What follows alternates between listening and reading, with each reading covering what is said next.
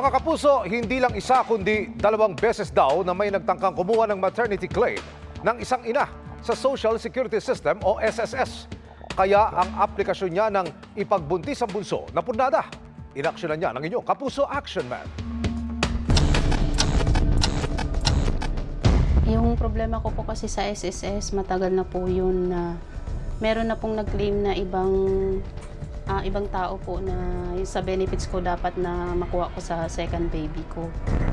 Taong 2016, ipinagbuntis ni Delia, hindi niya tunay na pangalan ng kanyang bunso.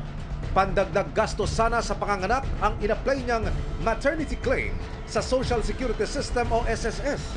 Doon ko po nalaman na meron na pong nag-claim na 4 na po yung anak niya. Tapos, 2 lang po yung na-accept. Nanghina po yung loob ko na nalaman ko na meron nang nag-claim na iba. Kaya hindi ko na po nasikaso simula noon kasi pinagpasapasahan na po kami. Lumabas sa SSS record ni Delia na nagkaroon na raw siya ng 2 maternity notification. Una, noong Disyembre 2013 na may expected delivery date noong 16 ng Marso 2014. Sunod, noong Pebrero 2015 na may expected delivery date noong 31 ng Hulyo ng parehong taon. Nakasad pa rito na nagkaroon na raw siya ng ilang delivery o miscarriage bago ang mga nabanggit na maternity notification. Na-deny ang ikalawang notification pero tinanggap ang nauna. Ito'y kahit 2 lang ang anak ni Delia na iba rin ang araw ng kapanganakan sa 2 naging maternity notification sa ahensya. Malungkot, tapos natatakot din kasi sabi ko meron po pala talagang mga tao na gano'n na gumagawa ng walang katarungan. Ang naturang inaing agad na idinulog ng inyong Kapuso Action Man sa ahensya ng gobyerno. Kinumpirma ng SSS na may nakapagpasa ng MAT-1 o Maternity Notification noong 2013 at 2015 sa mga panahong hindi naman buntis si Delia.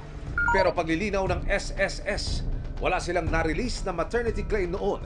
Kulang daw kasi ng contribution si Delia. Para raw makatanggap ng maternity benefit, nangangailangan ng hindi bababa sa 3 kontribusyon sa loob ng nakaraang 12 buwan ang SSS member bago ang semester of contingency. Magsasagawa naman ng masusing investigasyon ng SSS ukol dito. Dismayado man, naliwanagan na ngayon si Delia. Tututukan namin ang sumbong na ito. Para sa inyong mga sumbong, pwedeng mag-message sa Kapuso Action Man Facebook page o magtungo sa GMA Action Center sa GMA Network Drive, Corner Samar Avenue, Diliman, Quezon City. Dahil sa namang reklamo, pang-abuso o katiwalian, tiyak, may katapat na aksyon sa inyong Kapuso Action Man. Ang inasahang tahimik at maayos na himlayan ng Makal sa buhay, biglang nagkaaberya ng basta-basta na lamang inilipat ng pwesto ang abo ng kanilang yumao. Reklamo ng isang pamilya sa Caloocan City, bayad at may kasunduan na ang nabili niyang vault sa Columbario. Inaksyonan niya ng inyong Kapuso Action Man. Buong akala ni Joey, vault number 53 ang nabili niyang pwesto sa isang Columbario sa Caloocan City. Dito niya nilagak ang labi ng kanyang yumaong misis Setyembre ng nakaraang taon. Pero nitong Pebrero, laking gulat niyang makita na nailipat ang abo ng asawa sa ibang vault.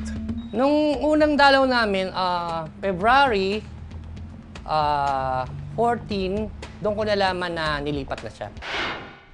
Aabot sa 17,000 piso ang ibinayad ni Joey sa Columbario para magamit ang vault sa loob ng 40 taon base sa nakasaad sa kanilang kasunduan. Hindi katanggap-tanggap para kay Joey ang naging paliwanag ng Columbario. Wala raw po silang magawa kasi nabili na raw po yung lote na lot na dapat sa akin. Ayaw naman po nila ako ibalik dun sa lot 53, kaya po ako lumapit sa inyo. Kung buhay pa nga pinaglaban ko, wala na, lalo na ilalaban ko rin yan. Di po ba? Sumangguni ang inyong Kapuso Action Man sa isang abogado. Upon review po ng contract na sinend ng team sa amin, makikita po natin na ito ay more on the nature of a deposit. Susundin po natin yung provisions on deposit. Tapos, dahil nakalagay sa batas na kailangan ng consent ng person bago gumawa ng changes yung depositor, ang breach po nito would make the Columbari liable for damages. Kailangan pong ibalik doon sa original na unit agreed upon kasi yun po yung nasa kontrata. So, kailangan masunod po yung terms ng kontrata. Ayon sa pamunuan ng Columbario, nagkaroon umano ng double selling ng Columbari Vault ang dati nilang empleyado kaya naibentang muli ang vault na nabili na ni Joey. Sa ngayon ay hindi na raw konektado sa kolumbaryo ang naturang empleyado. Pagkatapos na idulog ng inyong kapuso action man sa pamunuan ng kolumbaryo, ang hinaing ng kapuso nating si Mang Joey, agad na umaksyon ang pamunuan at inilagay na sa wastong vault ang labi ng kanyang mahal sa buhay. Maraming salamat po. At natulungan niyo po kami. Mission accomplished tayo mga kapuso. Para sa inyong mga sumbong, pwedeng mag-message sa Kapuso Action Man Facebook page o magtungo sa GMA Action Center sa GMA Network Drive, corner Samar Avenue, Diliman, Quezon City. Dahil sa namang reklamo, pang-abuso o katiwalian, tiyak may katapat na aksyon sa inyong Kapuso Action Man.